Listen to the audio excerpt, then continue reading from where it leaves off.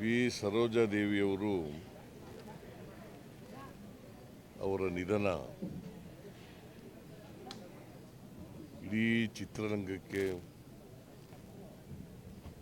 ದೊಡ್ಡ ಆಘಾತವನ್ನು ಉಂಟು ಮಾಡಿದೆ. ಅವರು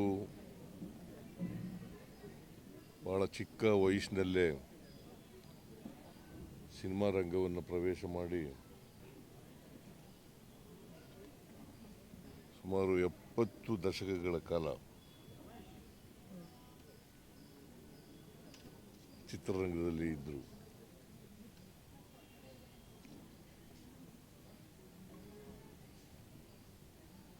ಅವರಿಗೆ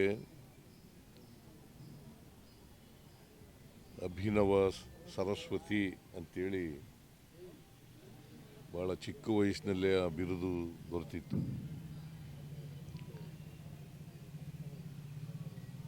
ಅವರೊಬ್ಬರು ಮೇರು ನಟಿ. ಬರೀ ಕನ್ನಡದಲ್ಲಿ ಅಷ್ಟೇ ನಟನೆ ಮಾಡಿರಲಿಲ್ಲ, ತಮಿಳು, ತೆಲುಗು, ಹಿಂದಿ ಈ ಭಾಷೆಗಳಲ್ಲೂ ಕೂಡ ಅವರು ಪಾತ್ರಗಳನ್ನು ಮಾಡಿ ಸೈ ಅನಿಸ್ಕೊಂಡಿದ್ದಂಥ ಒಬ್ಬ ಅದ್ಭುತ ನಟಿ. ಮತ್ತು ಎಲ್ಲ ಭಾಷೆಯ ಹೆಸರಾಂತ ನಟರ ಜೊತೆಯಲ್ಲಿ ನಟಿಸಿದರು.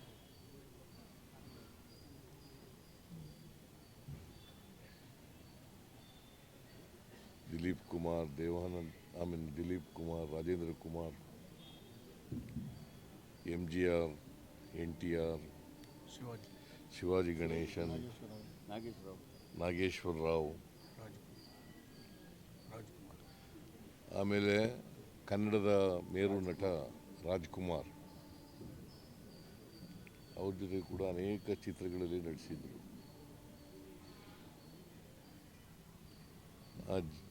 ಅವ್ರು ಮಾಡಿದಂಥ ಯಾವುದೇ ಪಾತ್ರ ಇರ್ಬೋದು, ಆ ಪಾತ್ರಕ್ಕೆ ಜೀವ ತುಂಬತಕ್ಕಂಥ ಕೆಲಸವನ್ನು ಮಾಡ್ತಾಯಿದ್ರು. ಮತ್ತು ಭಾಳ ಖಾಸಗಿ ಜೀವನದಲ್ಲೂ ಕೂಡ ಶಿಸ್ತುಬದ್ಧ ಜೀವನವನ್ನು ನಡೆಸ್ತಾ ಇದ್ರು.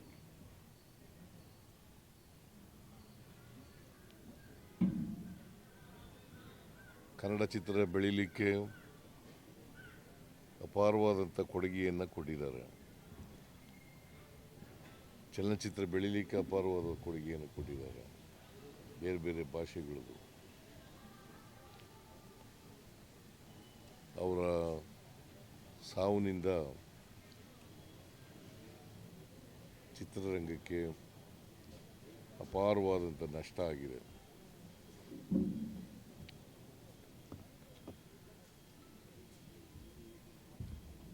ಅವರ ಆತ್ಮಕ್ಕೆ ಚಿರಶಾಂತಿ ದೊರಕಲಿ ಅಂತೇಳಿ ನನ್ನ ಪರವಾಗಿ, ಸರ್ಕಾರದ ಪರವಾಗಿ ಪ್ರಾರ್ಥನೆಯನ್ನು ಮಾಡ್ತೇನೆ. ಮತ್ತು ಅವರ ಕುಟುಂಬ ವರ್ಗದವರಿಗೆ ಅವರ ಸಾವಿನ ದುಃಖವನ್ನು ಭರಿಸ್ತಕ್ಕಂಥ ಶಕ್ತಿ ಕೊಡಲಿ ಅಂತೇಳಿ ಪ್ರಾರ್ಥನೆ ಮಾಡ್ತೇನೆ. ಸರ್ಕಾರದ ವತಿಯಿಂದ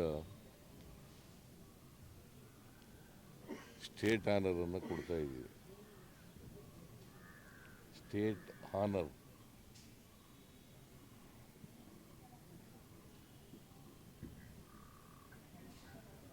ಅಧಿಕಾರಿಗಳಿಗೆ ಈಗಾಗಲೇ ಸೂಚಿಸಿದ್ದೇನೆ. ಅವರೆಲ್ಲರೂ ಕೂಡ ತಯಾರಿ ಮಾಡ್ಕೊಂಡಿದ್ದಾರೆ. ಅವರ ಹುಟ್ಟೂರಿನಲ್ಲಿ ಕ್ರಿಮೇಷನ್ ನಡೀತದೆ.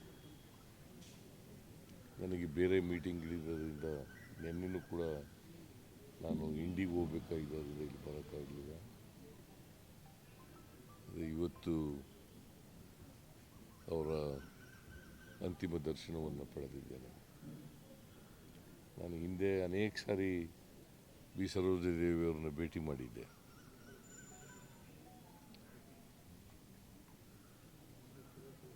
ಎಲ್ಲರ ಜೊತೆಲೂ ಭಾಳ ಆತ್ಮೀಯವಾಗಿ ಮಾತಾಡ್ತಾ ಇದ್ದರು, ಪ್ರೀತಿಯಿಂದ ಮಾತಾಡ್ತಾ ಇದ್ದರು. ಅಂಥ ದೊಡ್ಡ ವ್ಯಕ್ತಿತ್ವ ಇದ್ದಂಥ ನಟಿ ಬಿ ಸರೋಜಾದೇವಿ. ಅವರ ಆತ್ಮಕ್ಕೆ ಚಿರಶಾಂತಿ ದೊರಕಲಿ ಅಂತೇಳಿ ಮತ್ತೊಮ್ಮೆ ಕೇಳ್ಕೊಂಡು ನನ್ನ ಮಾತನ್ನು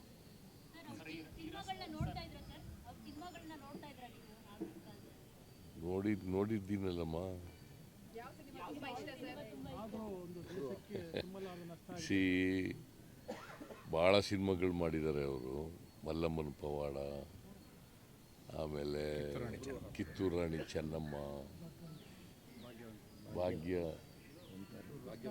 ಭಾಗ್ಯವಂತರು, ಬಬ್ರುವಾಹನ, ನ್ಯಾಯವೇ ದೇವರು, ಹೀಗೆ ಅನೇಕ ಸಿನಿಮಾಗಳು ಕನ್ನಡದಲ್ಲಿ ಮಾಡಿದ್ದಾರೆ. ರಾಜ್ಕುಮಾರ್ ಅವ್ರ ಜೊತೆ ಒಳ್ಳೆ ಜೋಡಿ ಇತ್ತು ಅವ್ರದ್ದು.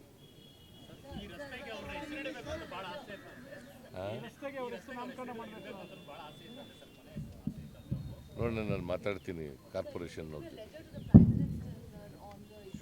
ಇದು ಬೇಡ.